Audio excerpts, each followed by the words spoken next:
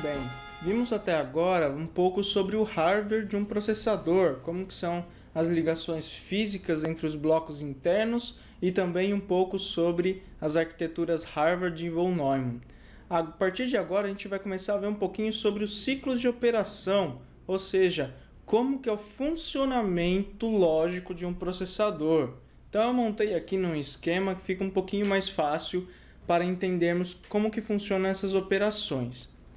Para que qualquer instrução seja obedecida ou seja executada por um processador, é necessário que alguns passos sejam seguidos, que são estes. Primeiro, o processador precisa buscar a instrução que deverá ser executada dentro da memória de programa, como a gente viu aí no slide anterior, na memória de instruções. A partir do momento que ele tem aquela instrução armazenada dentro do registrador de instruções, que ele sabe exatamente o que ele vai executar, ele vai decodificar essa instrução. Então, aquela informação binária que estava dentro da memória vai passar para dentro do registrador de instruções e vai ser decodificada. A partir deste momento que ele decodifica a instrução e manda as informações para a unidade de controle, ele precisa buscar os operandos quando necessário para uma determinada instrução. Voltando ao exemplo da multiplicação, ele pode ter buscado a instrução multiplicação.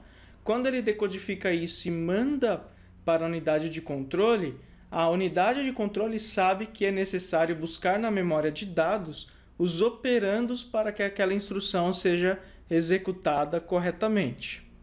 Feito isso, o próximo passo é realmente executar a instrução, onde ele vai pegar os operandos que ele buscou na memória de dados e vai realizar a instrução de acordo com o que foi decodificado e enviado para a unidade de controle. Executou a operação, está na hora de apresentar o resultado. Aqui eu escrevi de uma forma um pouco genérica, mas na verdade eu posso estar falando não apenas de apresentar o resultado para o usuário, mas também de armazenar o resultado na memória, armazenar em um registrador, apresentar o resultado na tela. Isso vai depender muito da instrução que está sendo executada pelo processador naquele momento, beleza? A partir daí, ele volta e faz tudo novamente. Então essa é a tarefa do processador. Ele segue todos esses passos para realizar uma instrução e depois que ele termina, ele começa tudo de novo para a próxima instrução. Ele sempre funciona de forma sequencial, uma instrução por vez. Isso é uma característica básica de qualquer sistema microprocessado. Beleza? Agora que nós entendemos quais são os passos necessários para que uma instrução seja executada, é importante que a gente conheça também o tempo que demora para que uma instrução seja executada. Isso também vai variar de acordo com o processador que é utilizado. Então, primeiramente, é importante entender que para que um processador funcione, é necessário que exista uma sequência gerada pelo que nós chamamos de clock. Esse clock nada mais é do que o sinal que sincroniza os componentes do processador a cada pulso. E quanto menor o intervalo entre esses pulsos, mais rápido é o funcionamento do processador. Como comparação, o clock é o valor da frequência do seu computador ou celular, como 1.5 GHz, 2 GHz e por aí vai. Quanto maior essa frequência, mais rápido será o seu dispositivo.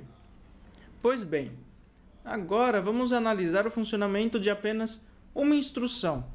Não vamos pensar aqui em qual instrução que é essa, vamos simplesmente pensar que é uma instrução qualquer.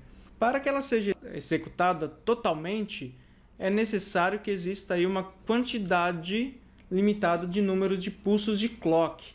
Então considere que cada uma dessas caixinhas azuis seja um pulso de clock. Eu não estou especificando aqui nenhum processador em particular, é simplesmente uma ideia mais geral.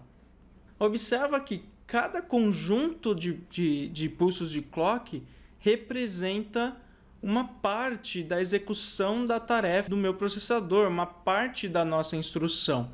Então, vinculando ao slide anterior, o ciclo de busca, que é esse apresentado aqui como sendo os dois primeiros pulsos de clock, é o momento em que o processador pergunta para a memória qual será a instrução a ser executada, enquanto o ciclo de execução, que é representado pelos outros dois pulsos de clock, é o tempo que é demorado para que ele realmente execute aquela instrução.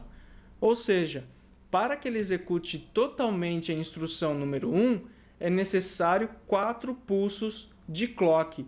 E esse tempo total nós chamamos de ciclo de máquina. Esse ciclo de máquina, essa nomenclatura, ela é muito comum também em qualquer processador que vocês venham a trabalhar, e ela vai variar de acordo com o processador que vocês utilizam e com a frequência de trabalho que vocês utilizam também. Então, se um processador trabalha a 100 MHz, dependendo do número de pulsos de clock necessários para uma instrução, ele vai ter um determinado valor de ciclo de máquina.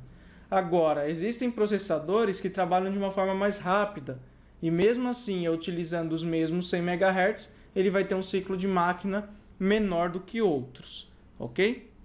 Agora preste atenção que, para que eu siga para uma nova instrução, é necessário que eu tenha terminado o ciclo de execução da instrução de número 1, que aqui eu estou fazendo um exemplo com a arquitetura von Neumann, que é aquela primeira arquitetura que eu mostrei lá atrás, onde nós só temos apenas um barramento de comunicação entre o núcleo do processador e a memória tanto de dados quanto de instruções. Então, para executar a instrução de número 2, é necessário que a instrução de número 1 tenha finalizado por completo.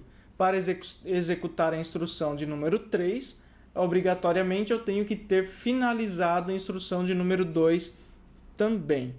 Neste outro exemplo, vemos a execução da instrução com uma técnica chamada pipeline, que é possível quando o barramento das memórias são separados, como por exemplo na arquitetura Harvard. Aqui é possível notar que a mesma quantidade de instruções do exemplo anterior é executada com o menor número de pulsos de clock. Então, enquanto lá no exemplo anterior eu tive 12 pulsos de clock para realizar 3 instruções, aqui foram necessários 8 pulsos de clock.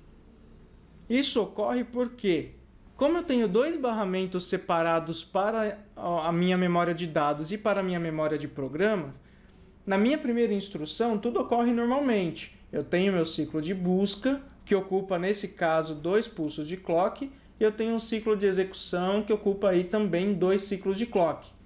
Porém, enquanto ele está realizando aqui o ciclo de execução, onde no máximo ele está fazendo a leitura dos operandos na memória de dados, o barramento da memória de programa está livre. Então é possível, dependendo da forma que o hardware é construído, que ele já busque a instrução seguinte na memória de programa. Ou seja, enquanto está executando uma instrução, ele já está buscando a outra, ele está aproveitando os mesmos pulsos de clock. Por isso que eu falei que numa arquitetura Harvard é possível que um processador trabalhe de uma forma mais eficiente. Com isso, ele reaproveita esse período e depois gasta aí no ciclo de execução mais 2 pulsos de clock.